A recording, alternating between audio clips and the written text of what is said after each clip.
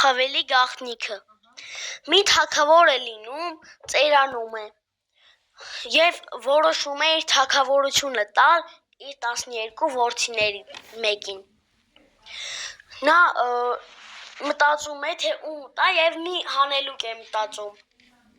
որ պետք է ցախավելը կապի ծառից, որ ով կարողանա կոտրել այդ ցախավելը, նրան էլ կարող է տալ իր թագավորությունը։ Մեծ եղբայրը գալիս է, փորձում է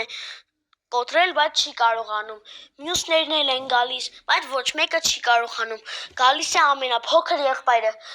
եւ ասում. «Հայրիկ, ես չեմ ուզում չափել իմ ուժը։ Ես գիտեմ, որ քո նպատակը թագավորությունը պահելն է։ Ես եղբայրներիս հետ միասնական կլինեմ եւ քո թագավորությունը կպահեմ»։ Սա դուր է գալիս հայրիկին եւ վեր է կենում, թագ է դնում գլխին։ Ապրես որդիս, քեզ է արժանի իմ թագն ու գահը։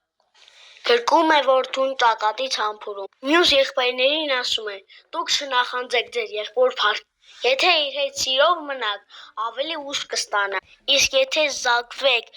ջոկ լինեք, քանդված ավելի պես կլինեք»։ Մենք հնազանդ ենք, ասում են եղբայրները, տալով եղբորը պատիվ ու հարգանք։ Իմաստուն որդին հասավ իր մուրազին, դուք էլ հասնեք ձեր մուրազին։